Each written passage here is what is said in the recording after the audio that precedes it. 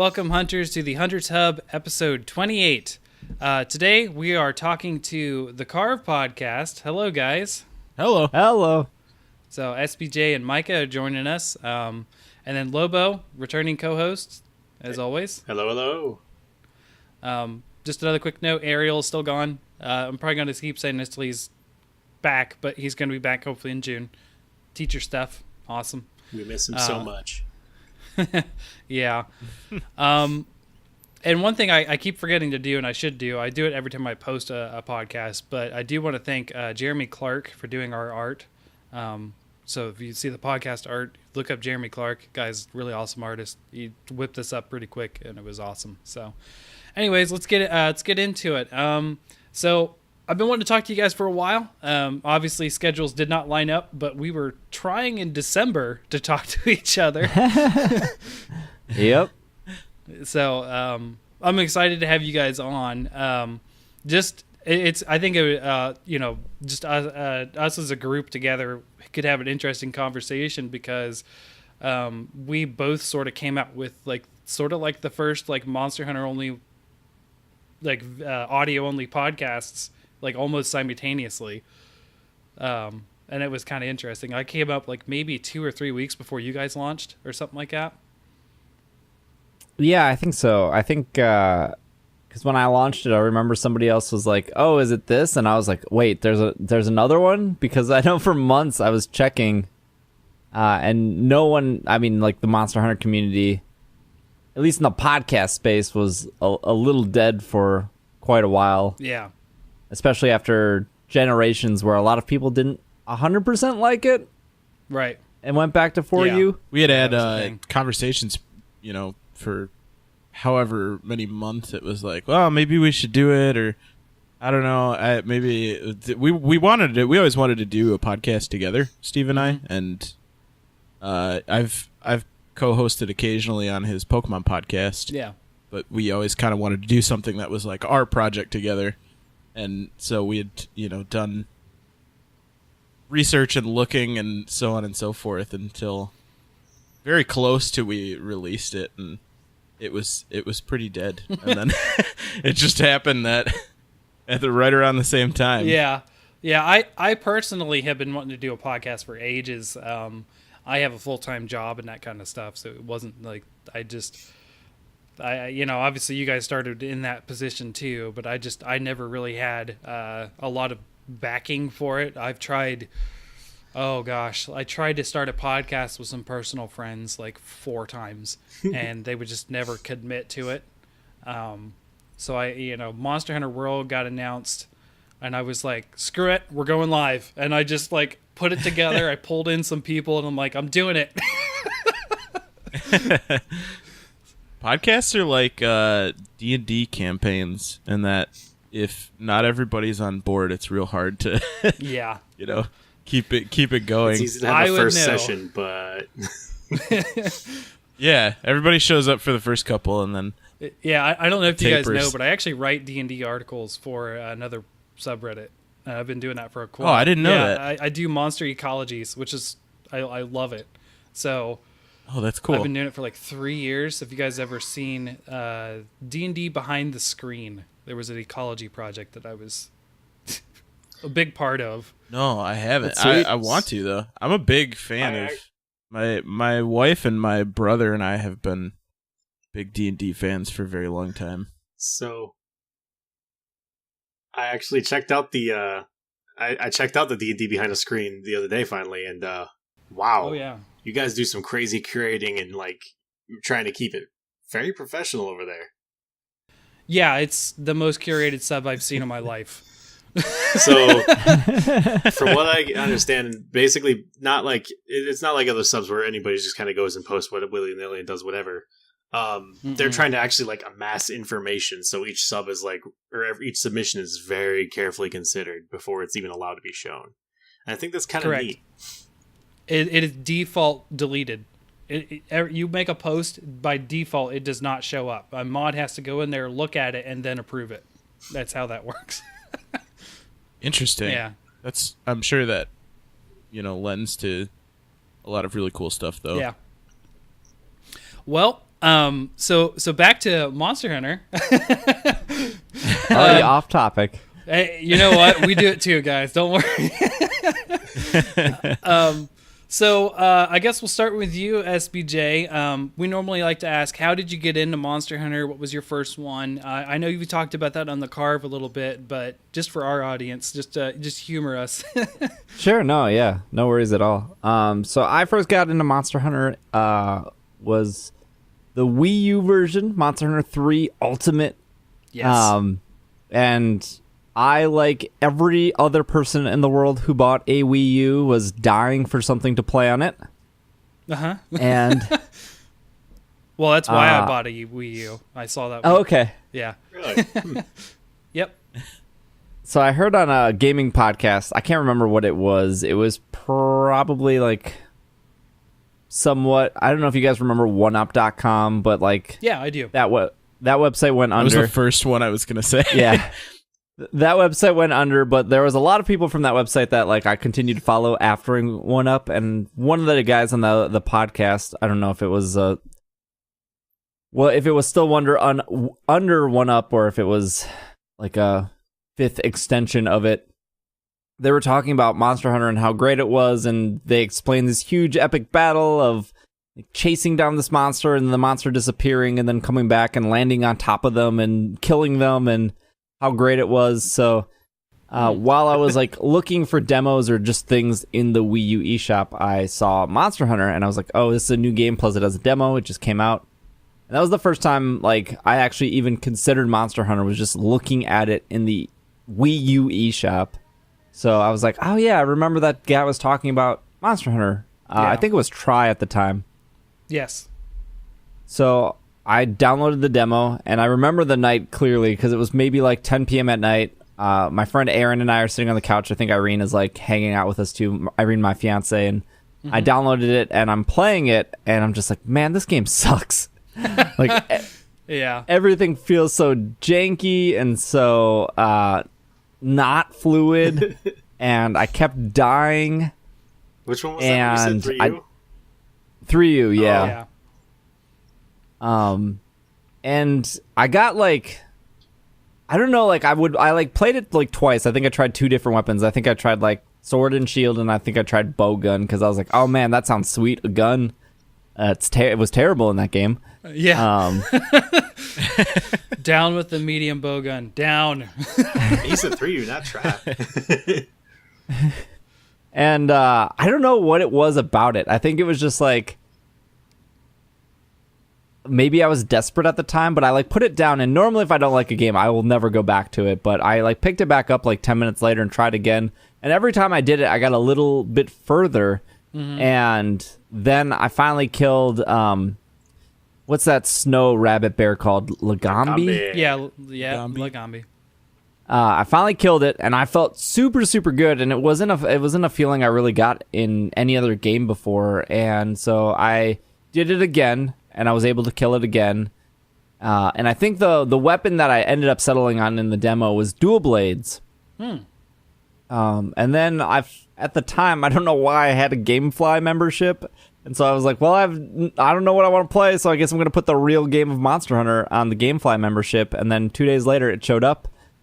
And I messed around with some more weapons, played it some more, settled on the hammer as my favorite weapon, and then it's probably like a month later, or I know like a week later, I ended up just buying the digital version, and then like a month later, I think I ended up buying the 3DS version. And I remember like Monster Hunter 3U was the first game since I was like in middle school that I woke up early on my day off to play. Like I woke up at 6 a.m. because I was so excited to play it. Wow. So yeah, that's how I started, at least. You got the bug.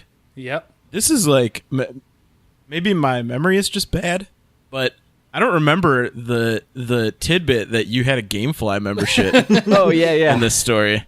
This is like The most already important revealing part. secrets about you to me. I'm glad we can. I don't think I knew anybody who had a GameFly membership. I had a friend who did. He's also known for selling his consoles constantly and then rebuying them. Oh gosh. It's interesting too. This story is always interesting to me because you from what I know of you now as a person, if you don't like a game within the first 10, 15, 20 minutes, maybe a couple hours, you will put it down and write it off completely. Yeah. So the fact that you hated it and then continued to approach it is impressive to me. Could have all been gone in an instant. Yeah. Yeah. I mean, I've been that way with a couple games. Two Worlds 2. I played that for 15 minutes. I took it back to GameStop, and I would never... I traded in. There's like, it's reduced, right? Since you played it. Don't care. Not going to play it again. It's probably for the best. Oh, man. It was something about Two that Worlds. main character. He looked like... It was, it was that time where every protagonist had like a shaved head, and he had that sort of like normal gruff, like, just like, I don't know, jerk attitude that a lot of games had at that time. I was like, I'm done. Bye. See ya. It was a rough one. Yeah. I've known that feeling a lot, and if I ever add you on Steam, just look at how many things are in my library, and you'll understand. I'm not willing to say that out loud. I guarantee that anyone could find me anywhere because I am Fortuan absolutely everywhere. So we have normally three questions, and then the follow-up fourth that Lobo's so excited about for you, SBJ. Okay. So, I don't know. It's not three. I'm getting confused. Top 3 monsters and your favorite weapon, which I think is hammer. Yeah. But top 3 monsters, and then I'll let Lobo ask the last question because he loves it. Yes. All right. Top 3 monsters. Pretty easy. Except I can't remember usually their real names because I've given them so many silly nicknames. Yeah, I'll translate. Always the fun part. All right. Kool-Aid LaCool. So Kuliyaku.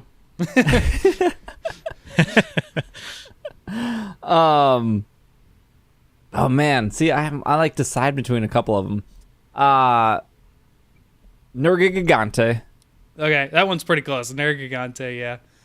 Not too bad. You were real close. Real close. I try real hard to mess them up. It's a funny story that I don't know if I've told this on the Carve, but when I met Yuri, I don't know if you guys know Yuri, who's the community manager of Capcom. When I met him at PAX West, he pulled me aside and he was like, "Hey, I really like the Carve. I love how it's like this not hardcore. Maybe I shouldn't be telling this." He was like, "I love that it's not this hardcore Monster Hunter show," because he was like, "Honestly, a lot of these hardcore fans go like way over my head." He's like, "I love the series, but I'm just not that hardcore, and sometimes I can't keep up with it." Oh yeah. And I laughed, and then he's like, "I mean this in all seriousness. My favorite part of the show is you butchering monster names because so many people can never know what to say for some of the names." Oh, it's still a mystery for us all the time. Yeah.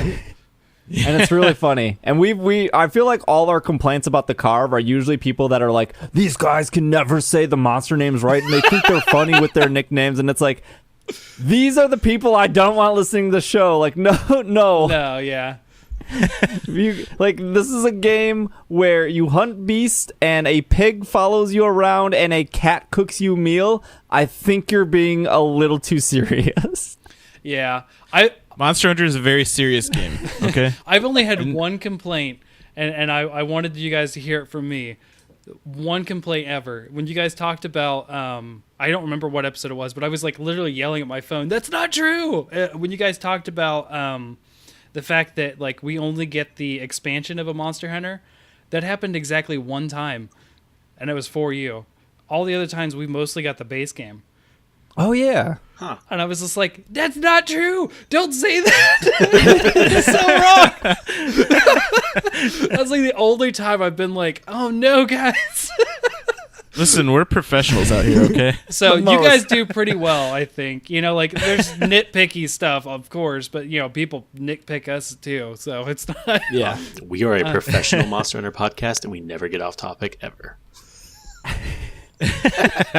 I always say, like, there's, and I've heard Steve say this too, and other people that do podcasts, like, there's always going to be somebody that knows more than you. Oh yeah.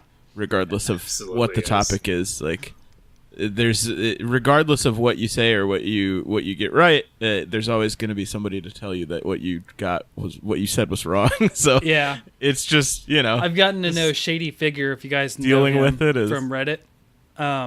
Shady Figure is like one of those guys that knows everything. And he would message me after every episode, like, you got this wrong, you got this wrong, you got this wrong. Oh, man. I was like, okay, thanks, Shady. that's funny. Yeah, he's a cool guy, though. But as far as pronunciations go, like this always is a topic in Pokemon too. True. You know, and anything I think where there's a fictional world and fictional creatures that have made up names that aren't pronounced all the time, but the benefit for Pokemon is they have an anime and they have, you know, other things that do pronounce the names where we don't really have that for Monster Hunter. Not really. Or we just there is the manga. Have whatever anybody, you know. But whatever anybody says. I never suggest they make an anime out of Monster Hunter Orage. That I hate that thing so much. Out of Monster Hunter what? Orage. The manga? Yeah. It's I've not read it. Don't. I'm curious now. Well, I mean, now that I think of it, there's like ideas there that could be considered like Valhazak and that kind of stuff. And this was like, gosh, 2008, maybe. Huh. Yeah, I was at my first internship then. So yeah, it must have been 2008, 2009. But it's like, it's super stereotypical anime. And I don't know if you guys know, but Lobo certainly knows, I don't like anime. It's very rare for me to like anime. See, now I want to read it because it's inaccurate, because like I read through Pokemon Special and that is not anywhere near Pokemon. It's got this crazy, like, it's like, oh, I've got the wind element dual blades, and I'm the only one in the world that has them. And I'm like, oh my god. I have heard of it before. Just I remember somebody talking about the wind element. And I'm like, sounds incredible. Just stop. And then there's like the Kelby episode that it's like literally his two hunter partners are girls.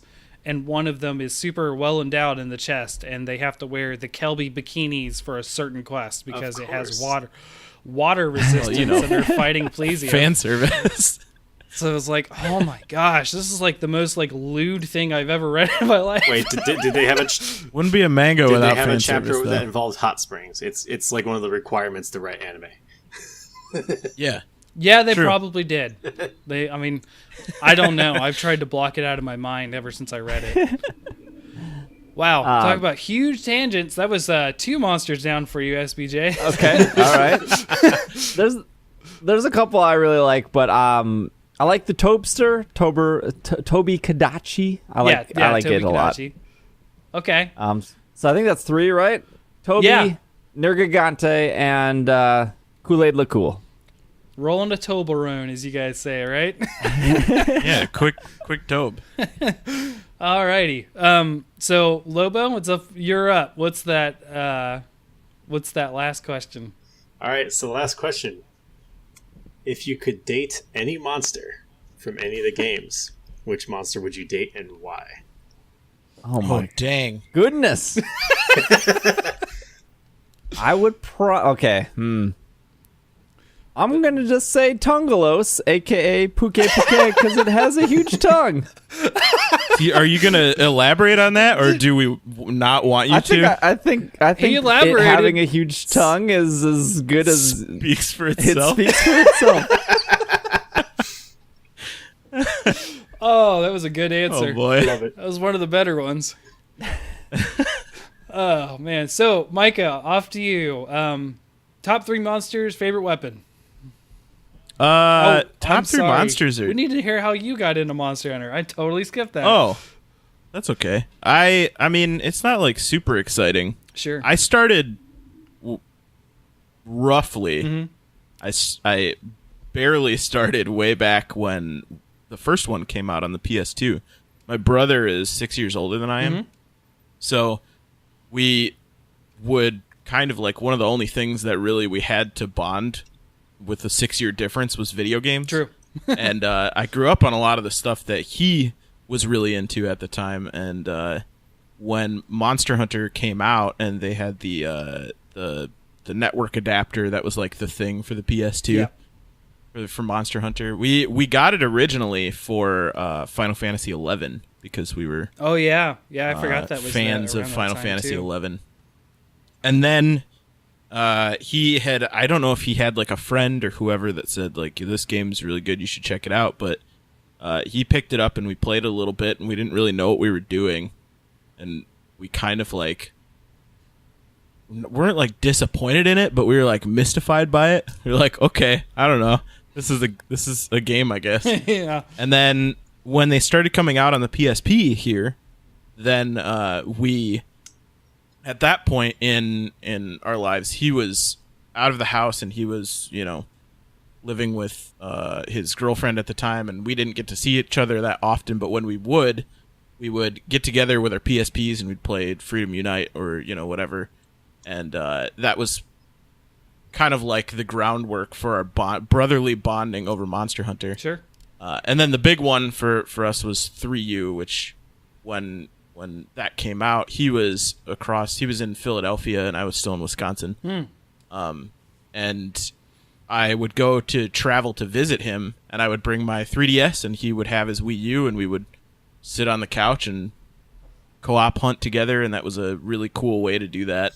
And there was always like throughout that there were little with Try or whatever, I would like get the Monster Hunter game and play it and kind of enjoy it just on my own, but the majority of the time I spent in the games was spent playing with him or co-oping with him.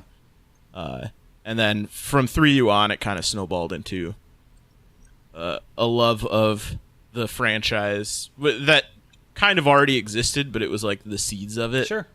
And 3U helped it like blossom into a beautiful Monster Hunter flower or something. I don't know. There's a metaphor in there. Beautiful butterfly that you then slayed and made its armor out of. Yeah. And you make armor out of it, and then you throw a festival, and you dress your cat in the butterfly armor. Yeah. Beautiful. I was trying to think of the Black Lotus hammer or something like that, but yeah, that works too. So that was it. And then till now, that's my brother and I still play occasionally, but he doesn't have as much time. He has a kid now, so he's a little bit more preoccupied. But it's branched off into other friends and other people that I play with, like Steve. Yeah. And it's been good. Good franchise. I feel the kids part very well. Yeah. Two of them myself. So I'm not there quite yet, but we'll see. It's fun, especially when you're driving home like I was today, and you get caught in a traffic jam with your 3-year-old screaming she has to use the bathroom. That was fun. Oh no. That was the kind of day I had today. I'm so sorry. It's fine. We got it straightened out. Just like, I don't care if I'm stuck in a traffic jam. I cared today. Oh, man. So I wanted to say real quick before we go into the rest of it, just so you guys know, Lobrin, you kind of started around the same time, 3U, that kind of era. Yes. Just sort of give you guys context for where we were. And I started in PS2, and I've been in every game since. Yep. I started with... go on.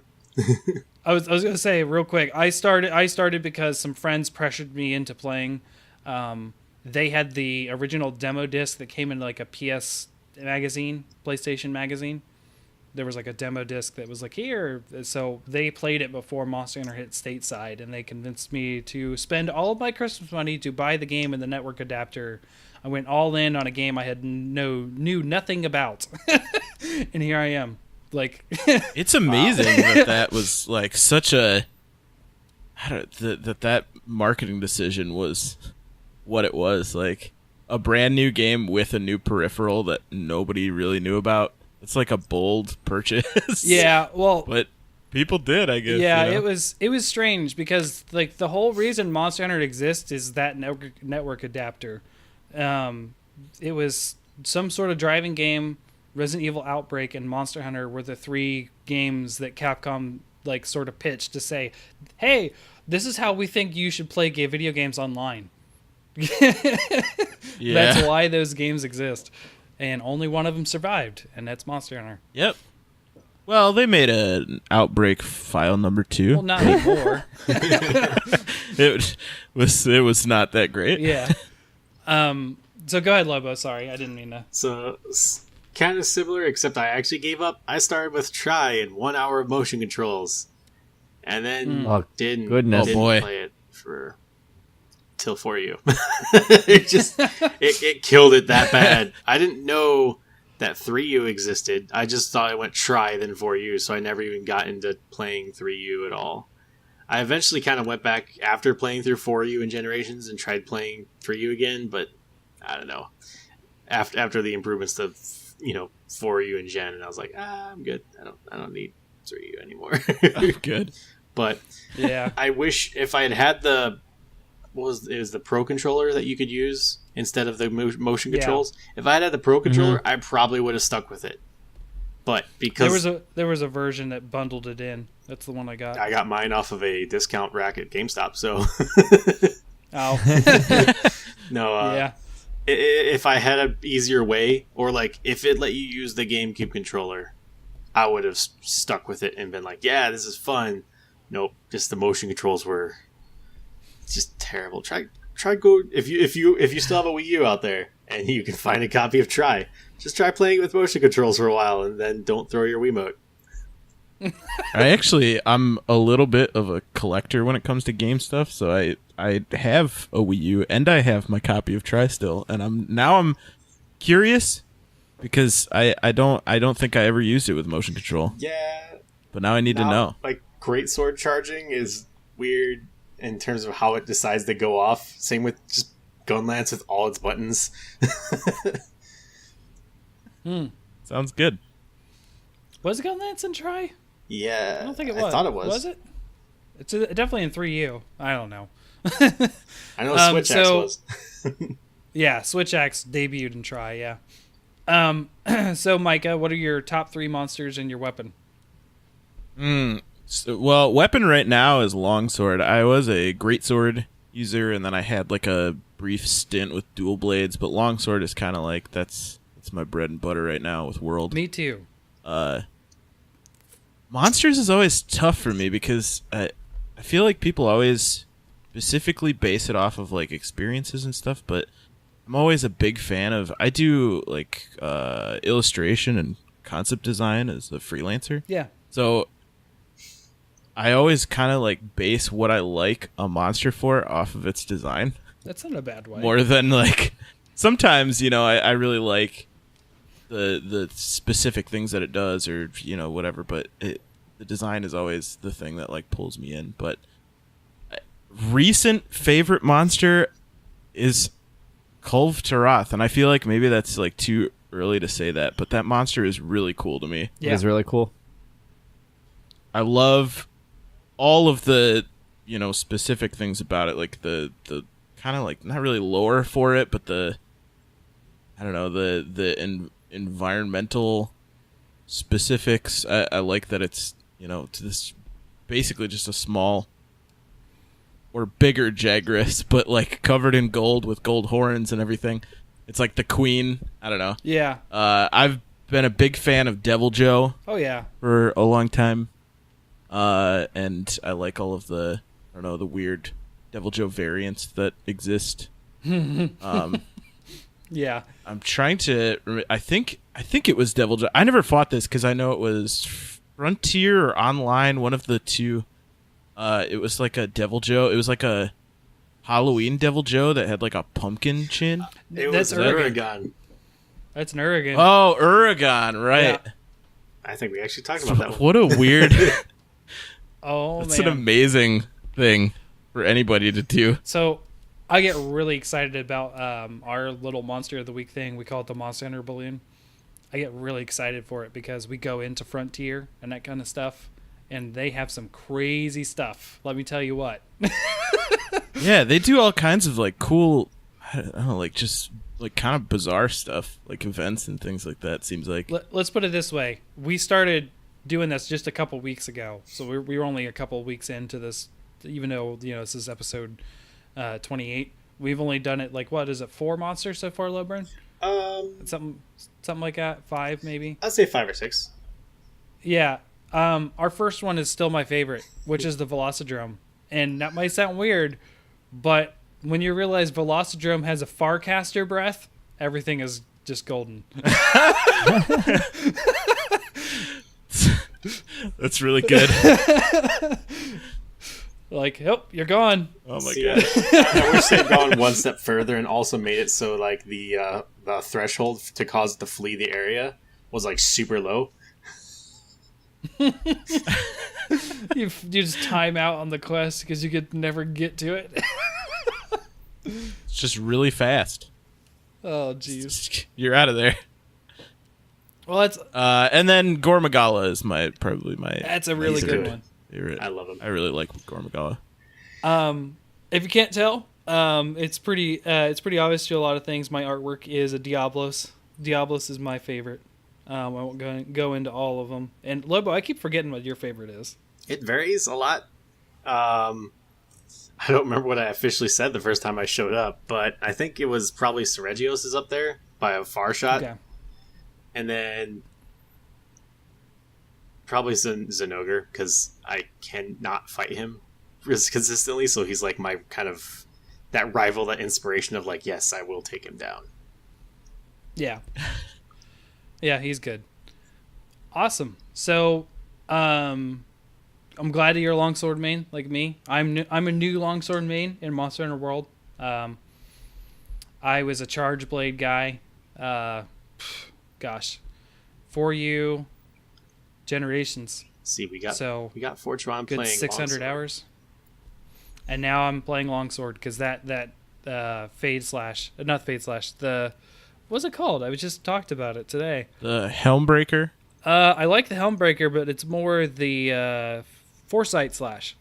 Oh, the Foresight Slash. Yeah, I love it. I love the counter. it's really cool. And then comboing that into the Spirit Slash to up your Kai level. I don't even know if Kai is the gauge or it's so convoluted. I like the term Kai level though. So Yeah, as a fan of Dragon Ball, I can appreciate the Kai I level. think Kai is in there somewhere. But yeah, I love that. But SBJ, you'd be happy to know from Freedom 2 all the way up until for you, I was a hammer bro. So Nice. I was a solo hammer bro. I played solo 3U, even Abyssal Lagiacrus. I soloed with a hammer. That was hard. Oh my gosh. It's So- like hard. I don't know. Maybe I'm playing the game wrong, but I feel like it's hard to shake the play style of a hammer and switch to a different weapon. It's so like you have no shield, you have to dodge a lot, you have to get up and close. So I don't know. It's hard for me to like get away from it because I love that feeling so much. I finally picked up and tried hammer, Nice. and it was fun until I tried to take it into a group, and then I put it back down because Oh, And you just hit everyone? No, the opposite. I just can't function with just not being allowed to play the game because of my allies. So oh yeah. Oh yeah, the I constant I was like, I'm going back to my gun. interrupts. I always try to I never really, I don't know, the reach on the longsword and the quickness. I've been trying more and more to be conscious of that, but it's so hard to get those combos off to get to the point where you can Helmbreaker. I'm I don't think I'm hitting everybody on my team, but Yeah. It's I'm frustrating not for 1,000% sure. I feel like this is all hammer users where what's the most frustrating is I feel bad when I hit somebody with the hammer and send them flying, but also if I'm working the head and you come over with dual blades or you come over with the longsword and the tail is still intact on the monster, I'm instantly furious that you're Yeah. not trying to chop that tail off and Yeah. you're bothering my head of the monster. There's rolls here. No, that's Stay true. in your lane. One of the things on Reddit is most people say hammer, head. Everyone else away from the head. There was a fun positioning guide I saw that it was like hammer, charge blade, and hunting horn face, and put all the blades near the end, sword and shield at the tail, and then the gunner's like drawn really far in the distance. And then the last step was insect glaive, and it was just scribbling all over this. Yeah, that's true. Awesome. So I guess we're down to Lobo's question for you, Micah. Is it the same question? Yeah. Who will you be taking on a Who date I would tonight? date? Man, this is, I guess, like my new crush, Kulf Teroth, would be a good one. She's got the Are wealth. you a gold digger or is she a gold digger? I think it's a little of both. A little from column A, little She from column digs B. it up, and then I gold dig it. Oh man, hashtag kept man. Oh, nice. So cool. It's all the intros aside. So what we wanted to get into is we're both groups of Monster Hunter content creators. So I think we could have a unique discussion there on you know what that's like or what it's been. Especially even though Monster Hunter is far more popular than it has ever been. Case in point, I mean, topping Twitch the first couple weeks and that kind of thing. It was crazy. I'm used to being the nerd who is like, this is my awesome game, please love it, and no one listens to me. And then like everyone listened at once. Like it felt like so. You know, like we both started, you know, a podcast about a kind of a niche game, and I always thought it was crazy that there's like Destiny-specific podcasts, but I kind of feel crazier now. So, how do you guys feel doing it? Like, how like has it been successful for you guys, or like, how's it going? Yeah, I'm pretty happy with the carve and just like the general feel of the community. Sure. I think it's pretty obvious that our show is extremely casual, and I'm happy with that, and that's where I wanted to be. And so when we get, not to like bring up angry emails, but when we get angry people saying we got a bunch wrong, or like that's or we're too jokey or too serious, I think it does capture, no pun intended, exactly the audience we are aiming for, because like Micah and I are focused on just having conversations, and Sure. things could be easily solved on the podcast if we just stopped, looked it up, verified it, and talked about that. But I really wanted the feel of the carve when we created it to be like a conversation of two friends sitting at like a diner talking about like, hey, I wonder, does anyone know actually that, and or what this works, or how this does, or I want to try that. And I think like that's a huge part of Monster Hunter that always stuck with me, was like the discovery in the community. Like when I first played the game, it was such a struggle to feel like, how does this work? There's so many moving parts. And then like to this day, like I can't tell you how cooking works in Monster Hunter World, and I tried to look it up. And everyone's like, well, you take the blue fish and you mix it with the red meat, and then you add the beer, and then all of a sudden you have plus 100. And I was like, I'm lost. Hold on, back up. I've never even touched that. Don't worry. I always do the chef special. Yeah. I still always do that. Yep. Just because it does what I need it to. Don't feel bad, man. Whatever gives me attack of large. So eventually I'll get there, and I really, like, when we thought about the carve, I really wanted that to be like us in the trenches with the community of like, we're friends that you can talk to, and we'll figure it out together. And if we get a couple things wrong, that's okay, because next episode we'll correct it, and we will learn this together. Even though that we've been playing since 3 or in Micah's case, been playing since the game, like, or since the game debuted. Mm-hmm. We're not this hardcore encyclopedia that you should turn on every single Thursday and be like, okay, this is what I'm learning this week. Hopefully we can teach you something. That's cool, I guess, if we tell you that, hey, maybe you should press that option button when Kluve starts so we can all skip the cutscene together. That's super helpful. Yeah. How else will I know what monster I'm fighting?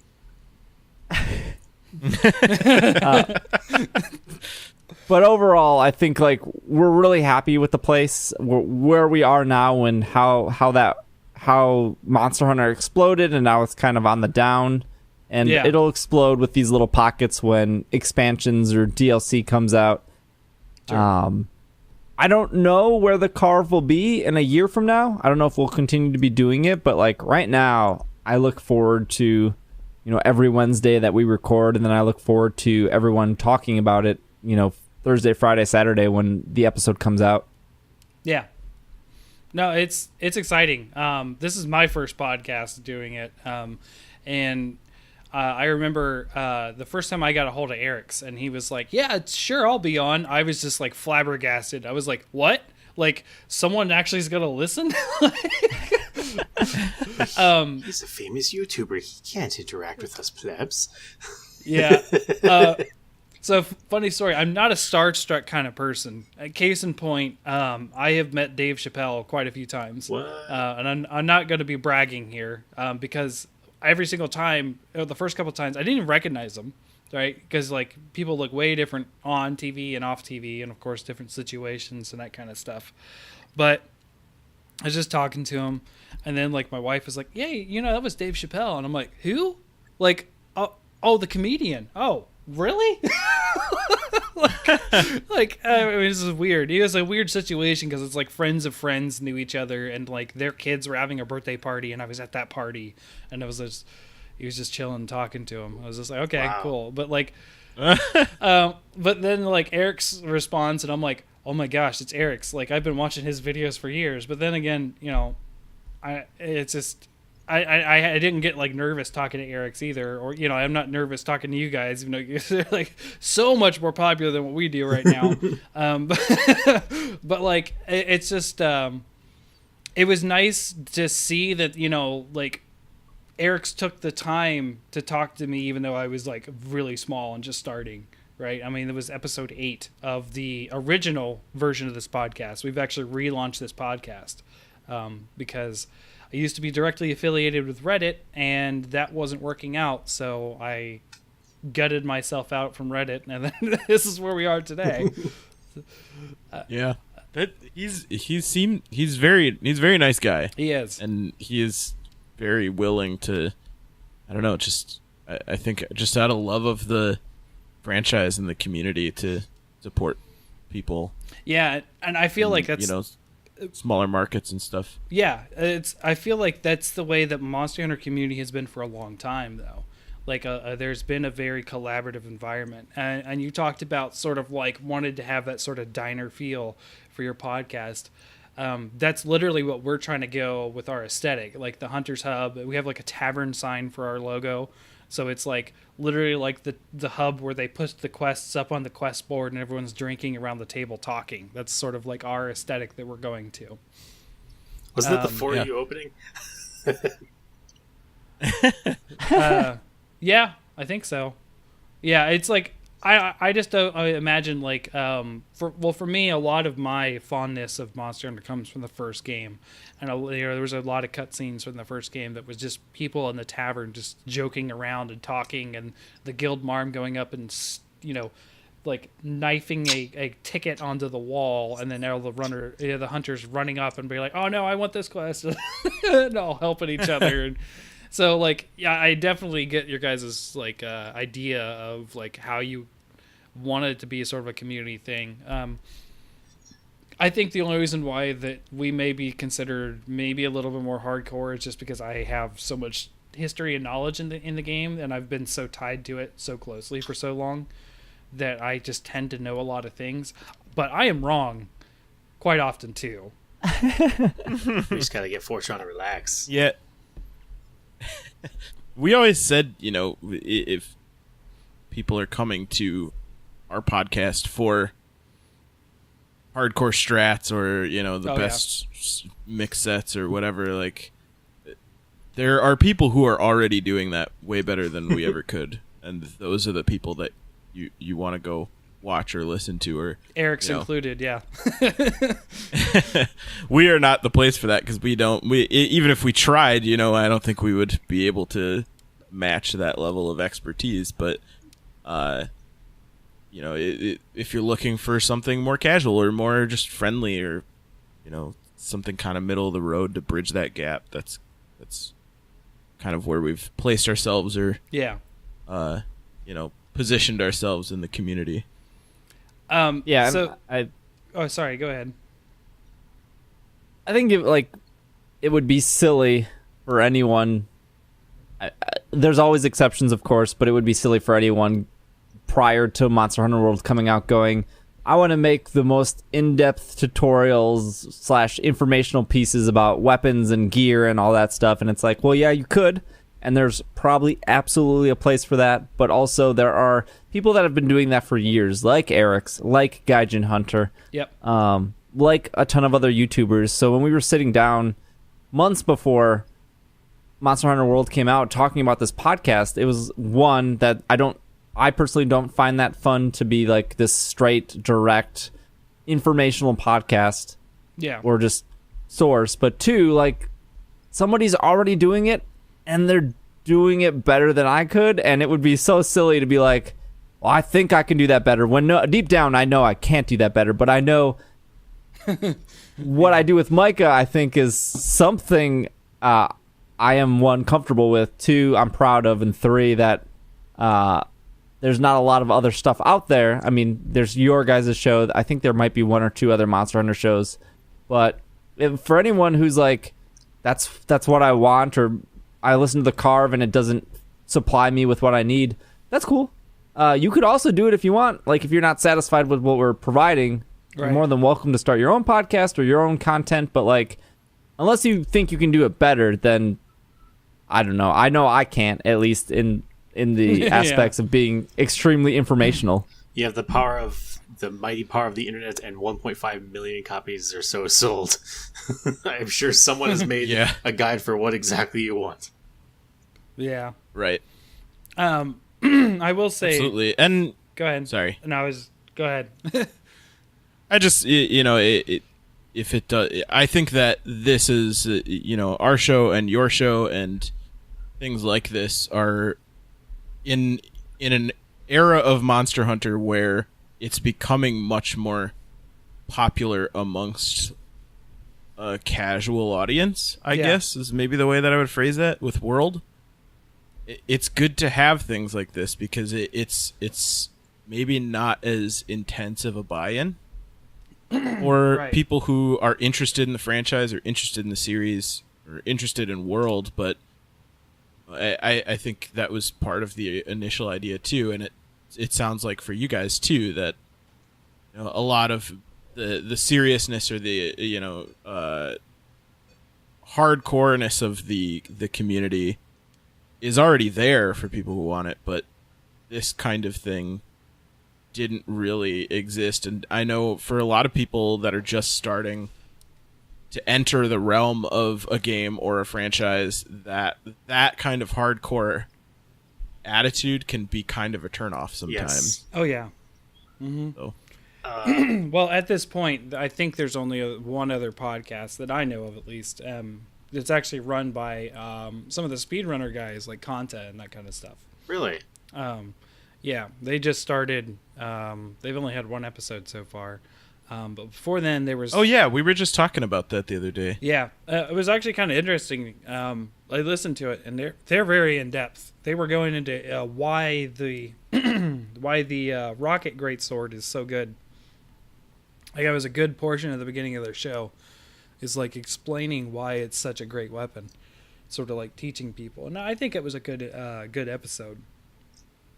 But yeah, that's cool. But like in the craziness that of you guys starting like pretty close after we did, despite us not ever communicating that we were.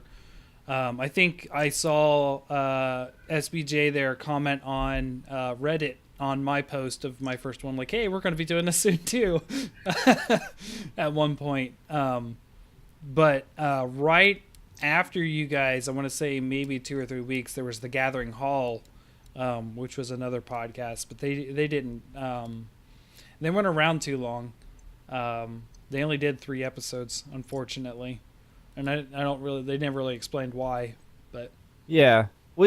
I mean, I've been podcasting for 8 years now. I've done It's Super Effective, which is 300 plus episodes at this point. Did the Carve, which is 8 months now, and we haven't missed a week. I did a seasonal D&D podcast, so that would come out like maybe twice a year, like 8 episodes in spring, 8 episodes in the fall. Nice. And then I did a board gaming podcast for a little over a year, which is still going. I passed it off to some different co-hosts. I had to cut something from my life, but you would be surprised how many podcasts start up and then fall apart. And I think I don't know if we were talking before we hit the record button, but you see that a lot with like D&D games where everyone's like, let's play D&D every Friday. First Friday goes really well. Second Friday, might go just as well, but somebody was about an hour late. Third Friday, everyone's there but one person who called in and was like, I'm not feeling good. And then all of a sudden it falls apart. I think if you search for Pokemon Go in the iTunes Store or Google Play, you'll find probably 50 plus podcasts that all have maybe 2 or 3 episodes. Yeah. Yeah, I could understand that. I was always surprised. And I it's never just, saw a consistent vlog for that, by the way. Yeah. Sorry. I think it's just a part of it is that people, like with anything, I think people hear or see something and they say, "Oh, I could do that," and then they do, and some people do a really great job with it and they carry on. But I don't think maybe sometimes the amount of work that goes into something like that is immediately apparent until you start to dig into it, and then once that becomes apparent and there's no, I don't know, real like recognizable reward right away. Yeah. That maybe probably breeds that mentality of, well, we'll take a week off, or we'll take a couple weeks off, or we'll take, eventually we'll come back to it eventually. Or I looked up a couple guides on podcasts for a while, and one of the biggest things I saw was the people saying like, yeah, it'll take months of constant posting before you even notice, a steady amount of people even being there. Right. Yeah, we're just now getting to the point where we're getting what I would consider like a following, I would say. Yeah, it's been a long time that I've been doing this. It feels like we're coming up on our anniversary next month of me starting one. It'll be probably October, I think, since the relaunch. So I don't know which one to celebrate. I'd say the relaunch. Yeah, probably the relaunch. But I did start this in June. It was like really just right after E3 and that kind of stuff. And we've actually missed a couple episodes. In fact, if you look at our episode list, there is no episode 11.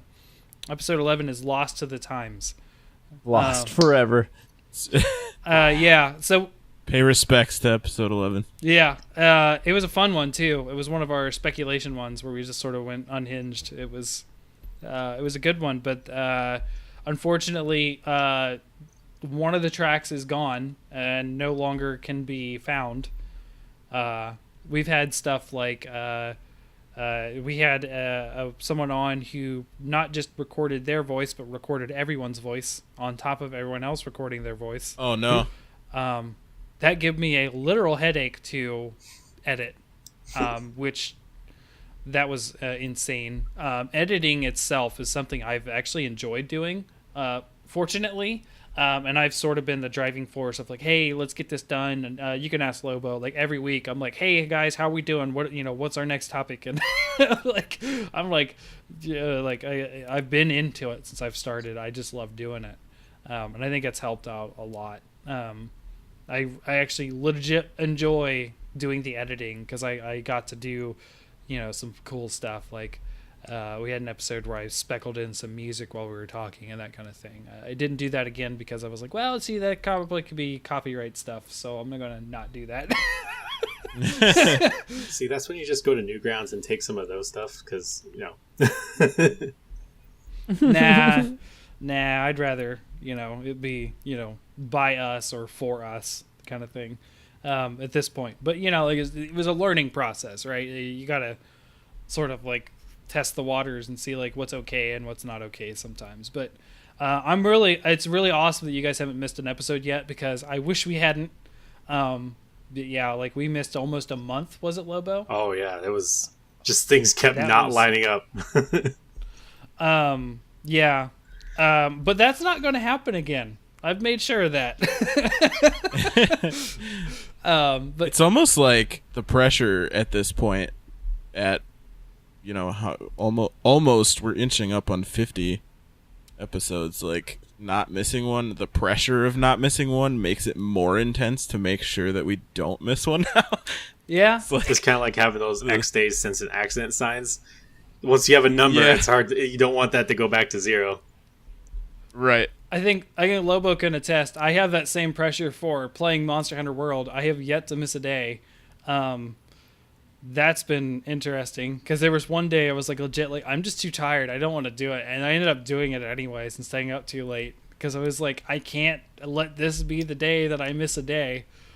So I am very close. I'm 495 hours in. So oh my gosh, that's a lot. Yeah, I think I'm like just, I don't know, getting close to 200 or just somewhere in that ballpark. I'll tell you what, crown hunting takes a lot of hours. I'm gonna get there. My goal is to platinum the game, because I'm playing it on the PS4. Yeah, the goal is to platinum it, and same here. I know that at some point I'm gonna have to buckle down and do things that I'm not like prepared to do, but like crown hunting. Oh, dude, I'll tell you right now. But I did today. My sleep schedule is really weird just because of my work schedule. I work from home, so I do. Yeah. I kind of have like a little bit more leeway, but my wife is a nurse, so I kind of, I don't know, balance my schedule around hers and wind up sleeping during the day. But today I had a hard time sleeping last night, and then I would wake up, and at one point I woke up and I saw on Twitter that do you know Willis Gaming? He does no, I haven't heard stuff of him. with I heard a name like 269 and Eric's and them. He plays with them from time to time, but he had said that he had the USJ Part 2 quest. He was like, if somebody wants to help me run through, I just need a few people to help me power through the story to get to the HR level in order to run it for people, to host it for people. And I was like, well, I can't sleep. I'm like wide awake. I might as well.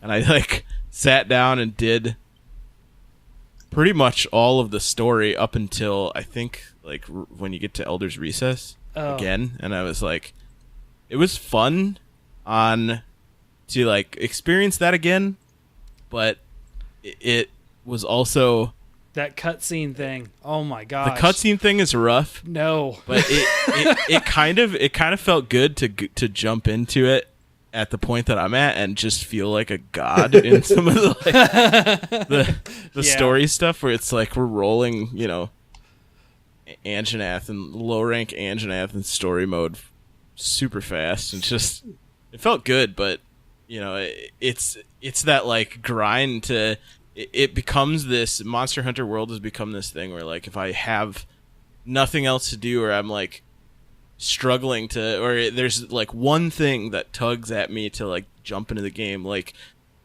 bounty, like weekly bounties or daily bounties during the Spring Festival, or the Dante quest, or Culve, or whatever, like more and more there's things that are like, you should play this at least once a day or at least once a week, or yeah, I've yet to miss any bounties, daily or weekly.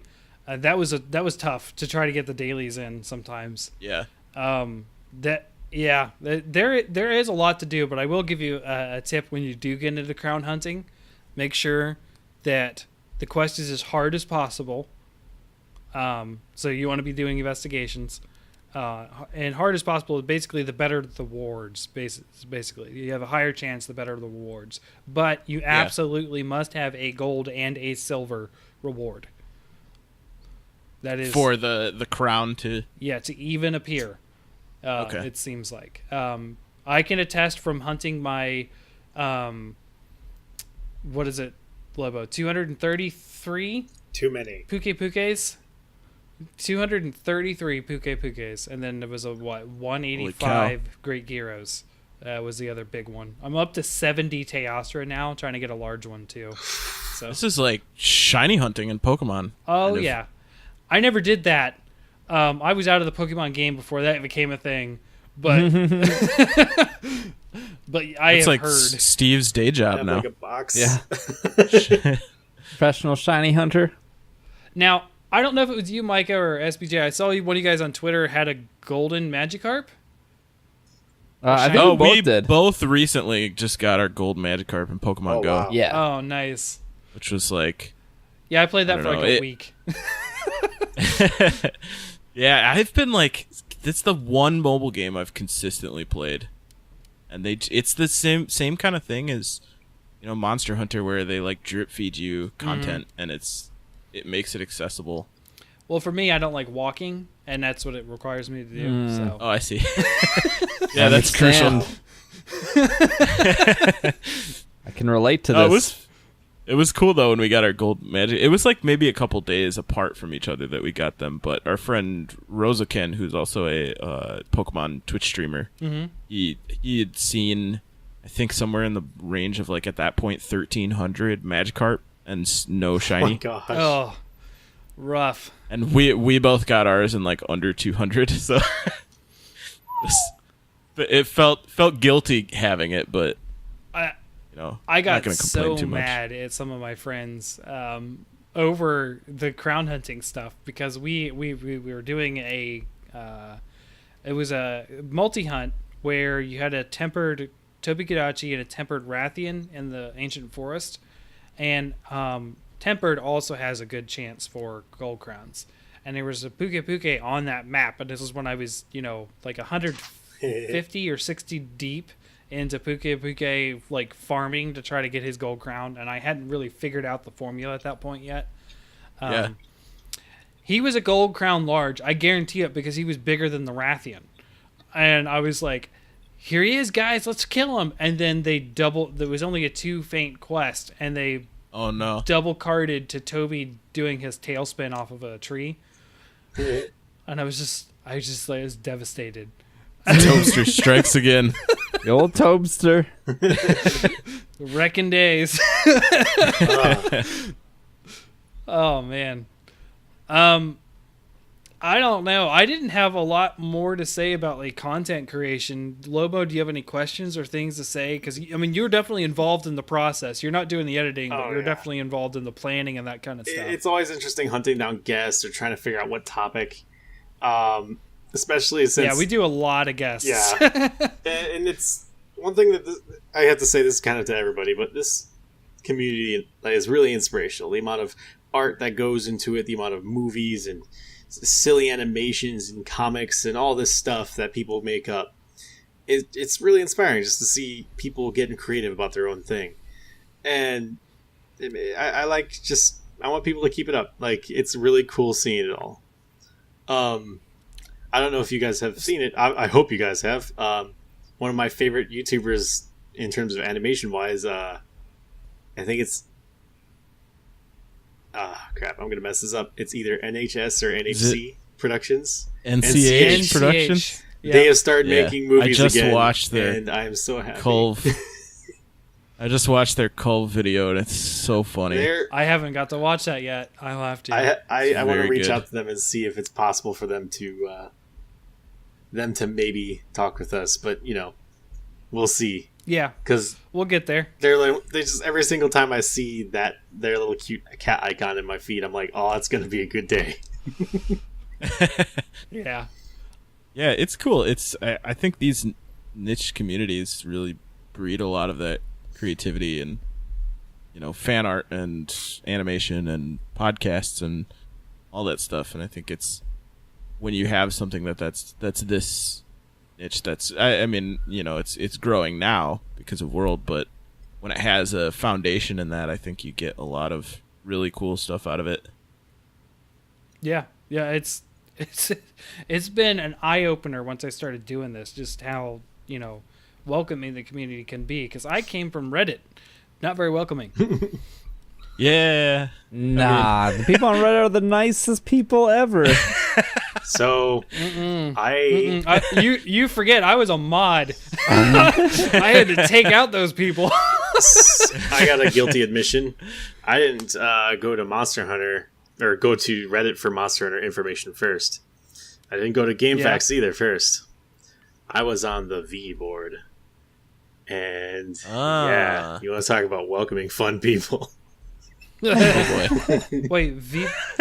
4chan. Is that 4chan? Yeah, 4chan's video game I've board. never been there.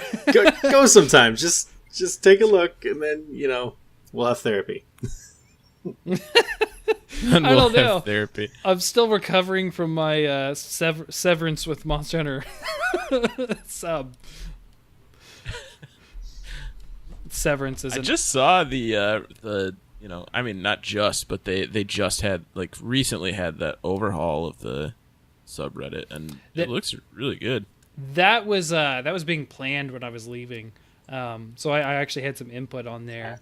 We kind of internally voted on, like, sort of that theme, and then, like, the theme came out, and then I left. I think it was like the day the theme changed, I left. Yeah, Timing. Well, yeah. I mean, I had a lot of. It's in that post. I won't go into it. I've talked about it many times with Lobo. Yep. Yeah. I'm so much happier being away from sort of a managerial position of that site. It's fun to go back. I was going to say, like, along the lines of you guys getting corrected, I get corrected every day. I still run the weekly weapon threads on Monster Hunter subreddit. Oh, people love to point you out as being wrong. Oh, man. I think the worst one so far was I talked about I just made it. I was like, here's my fun build for Charge Blade, and I had Elementalist Jewel on a poison Charge Blade. Uh-oh. And I never used it, right? I was just like, oh, this might be cool, you know, sort of power it up, and it does poison. Well, you see, little did I know that poison apparently is an element instead of a status now. Mm-hmm. And I got reamed for that. I was like, okay, guys, sorry. Except when you're using bowguns, in which case, if they fire poison ammo, it still counts for Elementalist because reasons. That makes sense. Because reason. Just no. I am not a numbers person. I'm not a numbers guy. So, like, I stopped putting, like, a lot of things in there that I used to. I'd be like, hey, you know, this is the strongest attack. Nope. Not even. I'm not qualifying any statement I have anymore. It's all just, here's what it can do. Let's talk about it. Yeah, I mean, everyone enjoys the game totally different too. So there are people that absolutely love the numbers. And oh, yeah. That's cool. I don't. Yeah. Yeah. So that's why we don't really talk about it. Also, like, There will always be someone who knows more than you. yeah. If you said, like, if you're looking for the numbers, if you said, like, you know. oh, hammer is a blunt weapon that's, you know, mostly featuring giant hammers, someone would be like, oh, well, actually, there's an axe for the hammer. No one cares. Yeah. Actually, Yeah. it's my favorite. So, But yeah, you know, I mean, everybody's got their whatever gets people, I guess, excited. But I will say, to help out that cognitive dissonance of sharpening your hammer, SPJ, you can explain to people it's not sharpening, it's cleaning. There you go. yeah, there you go. Cleaning that dirt off. Well, I was thinking, like, monster parts, but okay. No, just dirt, because all I do is roll. I don't actually attack. just whiffing, hitting the ground constantly. Correct. It's too many dual blade users Oh, bumping man. you away from not letting you attack. So Dude, as a longsword user, I have problems with dual blades users. I was just like, Go away. Yeah. You're like a little bee stinging me constantly. Just go away. I'm trying to do my foresight slash and you're messing it up. A very specific time frame to get these combos off. I remember that was always an issue with because I played Gunlance for a long time. What's fun is when a dual blader hits your shield and all your stamina is immediately gone from getting like 8 attacks on your shield. Oh yeah. You're like, no, stop! I needed that. Yeah, that's always rough. The same with like cut Q. He does that peck attack. The never block a cut Q. Just don't do it. You'll lose your stamina. Oh man. So did you guys have anything else to add, or are we good? I think I don't really have anything else. Okay. So we'll just we'll move into the monster balloon and then close it up. Okay. That's okay. All right. In the interest of keeping the podcast trenches, I don't know, whatever phrase I'm trying to say here. It's called Hunted, the podcast with Kanta. Yes. And all that. I just looked it up. We talked about this. Steve and I talked about this last week, I think, just briefly. I like the tidbit that Kanta doesn't talk. Yes. Because Kanta doesn't talk. Right. So that they have someone speak for Kanta. They did. Gotta stay on brand. Oh yeah, he does all sorts of jokes on Twitter about my voice reveal will happen after this, and it doesn't happen. It's so funny. Yeah. Oh man, he's good though. He's a real good player. Yeah. Did you know? Been watching him for years. Did you know Kanta is actually the main singer of Kazu's theme song? See, I'll believe anything at this point. Oh jeez. Do you hear that? The wonderful sound. The challenging rhythms. The active drum beats. We are in the middle of a fight with the kazoo. Today's monster... There were so many ways I could have opened up this monster balloon, and I was like, you know what? I'm going to go with the safest for work thing I possibly can. Today, we're going to talk about the kazoo. I'm continuing my pattern, actually, of annoying monsters. Last week is the Cephadrome, which I just hate. And this week it's the kazoo, which I and most other people also just hate. Aww. I know. You like all monsters, Fortuan, but... Except for Shakalaka King. Screw him. His favorite. The kazoo, or as I found out it's called in Japan, it makes me smile, it's called the fudu fudu. I think that's a sound effect for lightning or for shocks or something like that. Yeah, it's also very cutesy, which is why you see a lot of fan art of kazoo that's cutesy. For those who don't know what kazoo is, it's not cutesy. It is a horrible white flesh beast with red throbbing veins and mouths on both ends. And it does not have any music. It primarily attacks through thunder and paralysis attacks, and that's the most fun when, as I've stated before, every piece of armor I make is always weak to thunder. Every set I love is weak to thunder. I don't get it. Why? It is most weak to fire, which is applicable because, most people just want to burn this thing. They are mostly found in cold environments, although at least I thought they were mostly found in cold environments, but as I've looked around, they've appeared outside of that as well. They've appeared in ruins and lots of wet, swampy areas, and then some place called the Clamorous Ridge, which I have no idea what that's from. Well, one thing to note, they're always in caves. Yes. They're cave dwellers. So, in the original games, especially the first Monster Hunter and Freedom 2 and that kind of stuff, even though they may have appeared in a jungle, which is a hot map per se, even though you didn't have to use cool drinks, you did have to use hot drinks in the caves. Yes. The Old Swamp is a specific one, too. There's 3 areas you need hot drinks for. Yeah. And Kazoo and Centaurs like to be in that area. Mm-hmm. Looks like Clamorous Ridge is Monster Hunter Online, which I'm always very unaware of the majority of things involving Monster Hunter Online. Yeah. Like we're learning about Frontier, but online is just kind of weird area that's off to the side. Yeah. Unlike most monsters, except for one we've actually have talked about, Khezu is not restricted to fighting you by like hovering in the air or crawling around the ground. In fact, Khezu, most often attack types, likes to walk along the ceiling and drip terrifying poison on you, and or not poison, sorry, it's acid on you, yes, and launch just lightning balls and generally be unhittable. And before you think you can use a flash bomb, you can't. They're blind, so enjoy getting it off the ceiling. Yeah. There was a fun thing I learned a while ago. Sonic bombs don't quite interact with it, but you can hit it with a dung pod. Because it's blind, its other senses are heightened, so if you hit it with a dung pod, it'll act similar to how it is when you launch a flash pod. I don't know if that applied in all generations, but there were a couple where that did happen, and I thought that was very interesting.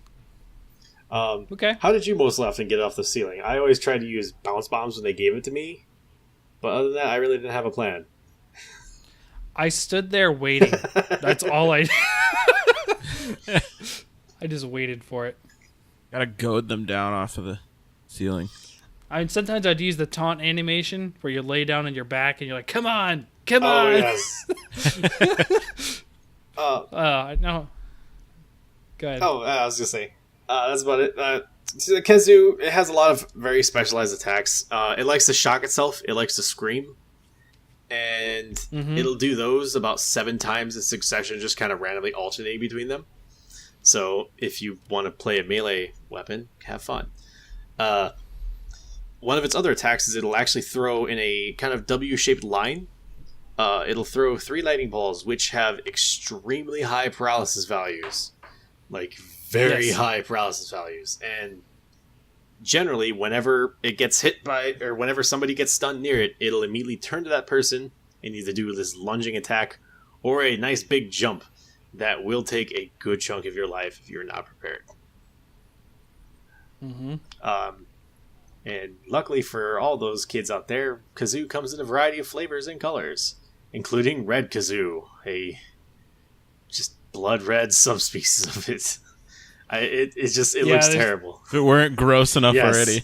Yeah. In case anybody's wondering, the armor is absolutely gross because it's you just cutting kind of flabs of skin off it. Like most Monster Hunter armors, you're making armor out of it.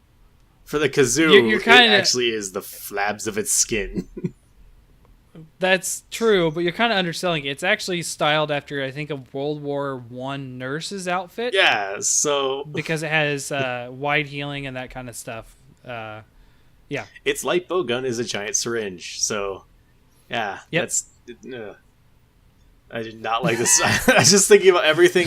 I know it sounds silly, but thinking about everything this monster is just makes me upset. Its hunting horn is a giant horn that wails or sings opera, depending on which version of the kazoo you make it from. It's just gross all over the place. It reminds me a lot of like PS2 Silent Hill creatures. Yeah. Yes. Yeah, it's like weird, gross, like slimy flesh, pale white veins, gross mouth. Like that. Those are the characteristics for a Silent Hill creature. Oh. Yeah. By the way, if you fight its red variant, you can't burn it with fire because it's red. So you have to hit it with water instead. It still uses thunder, so not sure why it changed the typing, but you know what? It's still not great. And it still doesn't have a theme song. Nope. Now to the part that Fortuan likes a lot. There are other versions of the kazoo. Yes. So I love these. There is, in fact, a hardcore kazoo that exists in the world of Frontier. Now, not only does it fire those lightning balls that travel across the ground, they will zigzag and scatter randomly. And it will occasionally fire those the second it hits the ground as well. It also has a shorter but even stronger roar that can paralyze hunters. What?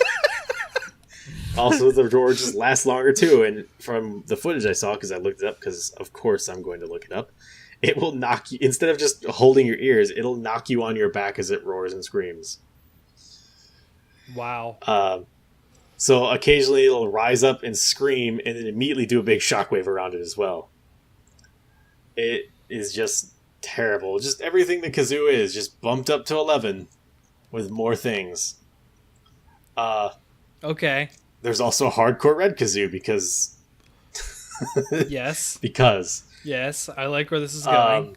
So one of the things it'll do is, as it's walking around, it'll do that head stretching thing, but it'll also be drooling acid as it does that, just swinging its head around. I mean, it does that in later versions, actually. Yeah, too. but when it's walking around with its head outstretched, it's not spreading the acid around. One thing it'll do is, the electrical balls that'll, it'll shoot out the 3 ones that are hard to avoid and stuff like that.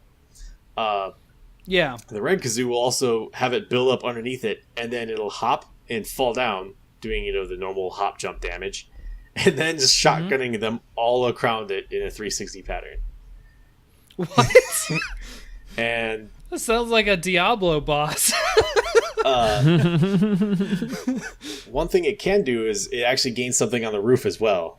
Normally whenever it's on the ceiling, it's not too much of a threat as long as you angle your camera up. It just kind of walks around. It'll drip acid on occasion.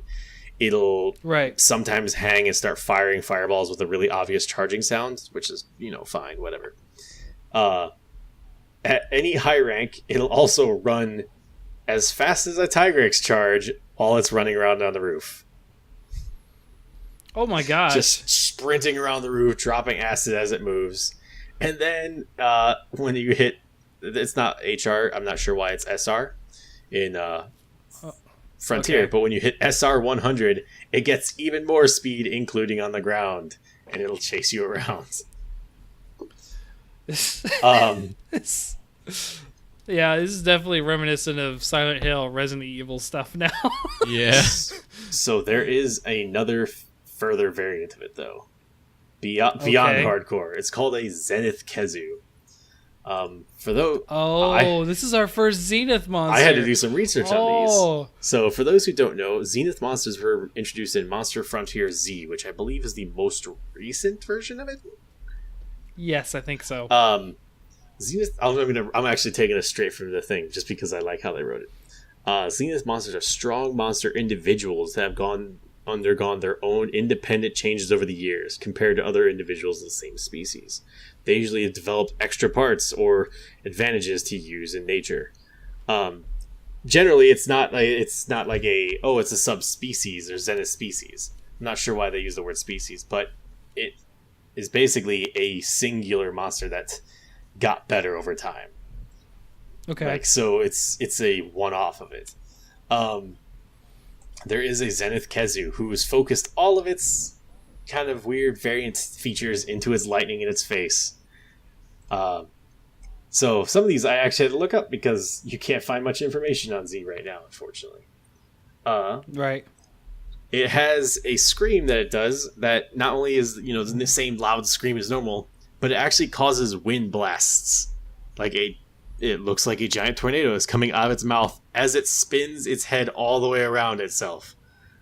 So like a giant vacuum that's like a Kushala tornado? Kushala blowing you away from it as it's running away. It also has a lot more varied lightning attacks, such as that 3 attack it does. It'll shoot out about 20 of them in an attack, kind of spaced out, and they explode as they travel as well. What?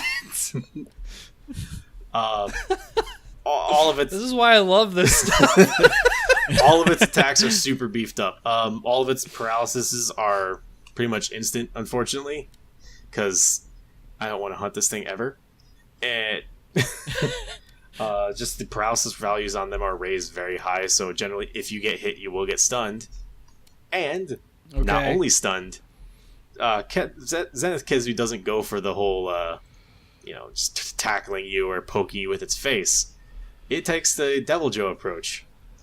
It turns to you, jumps on you, and then eats you. No chance to dung bomb. No damage.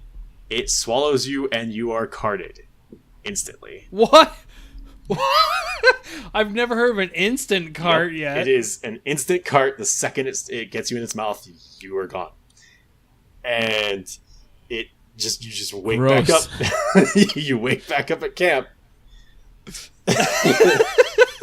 This is. But how do you get out? You don't get caught. Never mind. You don't.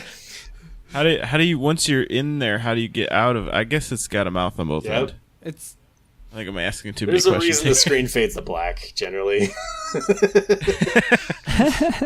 But yeah, I imagine just like The Hangover. What happened last night? this is actually not the only one that has an instant kill like that.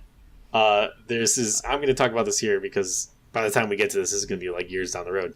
There is a specific giant snake creature from the Frontier series. I don't remember its name, but it is as big as a Dalamador. Yeah, it's starts with an R. Raviante or it's got something two like that? tusks. Yeah. It has an attack. People were citing that when they were talking about Culve when it was announced. So Raviante has an attack that makes the floor explode with a giant like waterfall of water, and it's highly telegraphed. You can avoid it, but if you miss it, it actually plays a cutscene where you get blasted up into the air, and then Raviante comes up from behind you and just eats you whole. Just snap. Oh, jeez. So, I safe to say, Frontier is a very dangerous place, and until we find more stupid interns, the hunting balloon will not be visiting that part of the country. That's nice. really all I had for Kezu. It's a fun monster. As much as I hate it, it's enjoyable. I'm pretty sure you guys have hunted plenty of them. Oh yeah. Yeah. It's also like a little bit cuter in stories, but still not Yes. much. Yeah. Oh, Yeah. because Like still, as far as cute stories art goes, it's still pretty gross. I wonder if Fortuan can put this in the actual cast when it goes up. But if you've never heard what a Kezu sounds like when it's screaming, go look it up. Just look up Kezu scream, and it's wonderful. It's got that nice electronic wave sound. And then imagine that going off roughly every 20 seconds because it screams a lot. That said, if you have earplugs or high grade earplugs, Kezu will just die. I mean, if Yeah. I looked like that, I'd probably be screaming every 20 seconds too. So It's in constant pain. I actually did have a question for you. Did any of you guys ever actively use Kezu weapons or armor or anything like that? I've kind of avoided it. I think I made a greatsword once in stories out of it, but I've never really touched the Kazoo other than having to fight it because it dropped a thunder sax. I would make everything that I could. Like, it's as part of that collector mentality. Mm-hmm. Like, having one of a set, like every set. That's just, I have to do that, so I would do that for Ketsu, but like, I've never really used it. So back in my Monster Hunter PS2 days, it was the only electric greatsword. Really? Yeah. So, well, no, that's not true because Karen had one also. But it was one of the ones that you could get at the time I was playing, I guess. I think I did get the Karen greatsword eventually. Well, I could be wrong. There could not be a Karen greatsword in the beginning game. Either way, I made the Kazoo greatsword in the original game. So Monster Hunter 1, I went into the fight like two onward. I was Hammer Bro, and I went into that already. But the original one, I started as a heavy bow gunner, lost a save. What was it? 1,500 hours in, or 1,000? I think it was 1,000. And then I switched to greatsword and did 1,500 on greatsword, and I used the Kazoo greatsword on Plesiath, so I made it. All right. But yeah, I used the armor in Double Cross because I didn't feel like looking up armor skills, and I just liked how it looked. So I was Fashion Hunter in Double Cross with the 60 hours I put into it. Nice.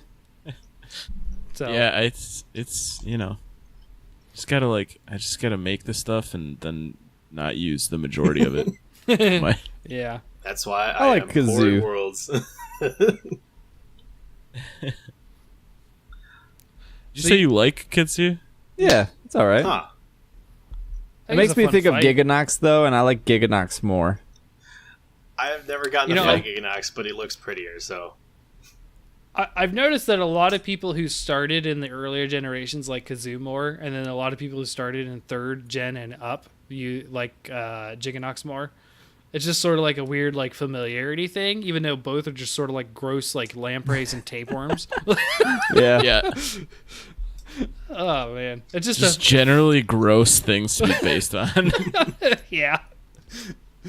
All right, cool. Well, I think we can wrap it up here, guys. So. Oh. Sorry. Yeah. It was non-Kezi related, but I did have one cool thing that I wanted to point out. Sure. So last podcast or the podcast before that, we were talking about Valhazak, and I asked, can a Great Gyros paralyze Valhazak? And the general consensus was maybe, if he ever wanders up that far. We had a user confirm it. It can be paralyzed by a normal Gyros. It just doesn't last very long. But it is a normal Gyros can paralyze Valhazak. Oh boy. Yep. Valhazak is kind of like a big baby, though. Yeah. I love that thing, but it's kind of like a big baby. But that's. I mean, it wrecks Odogarin. Yes. Have you seen that thing? Oh my gosh. I'm just. And then literally wears it. I'm just really happy that somebody actually went out and tested it. So thank you. It's really good. Nice.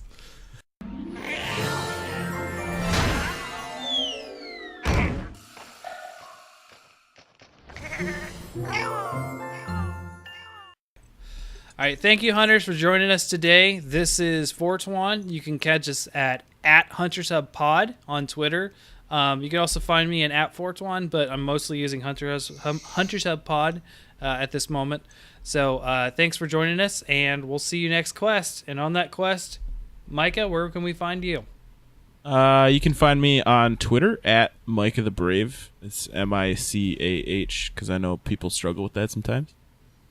Sometimes on Twitch, but not a lot lately. It's also just Micah the Brave, and that's pretty much it. Okay, SBJ, what about you?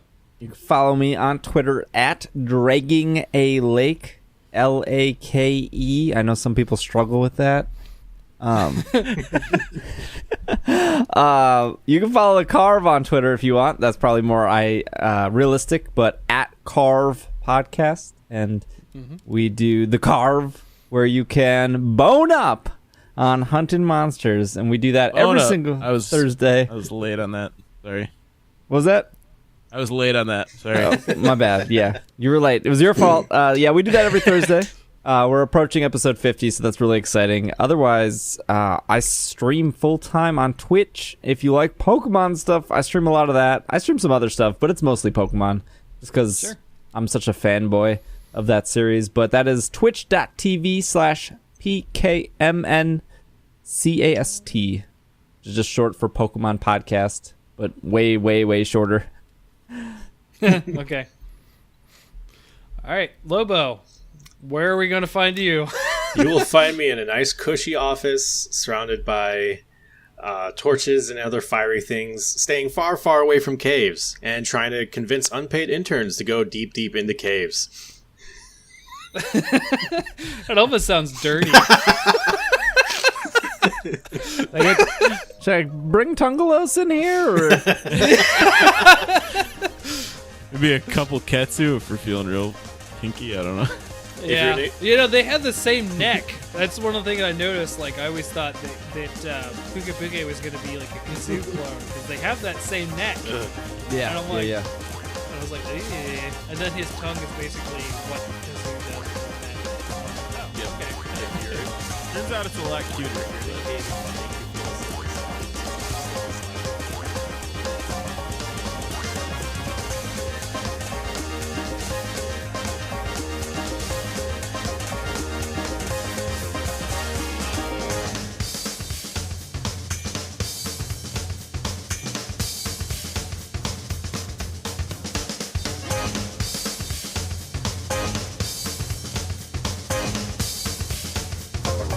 Thank you, hunters, for listening today. You can catch us on SoundCloud or any past episodes on Google Drive download or YouTube.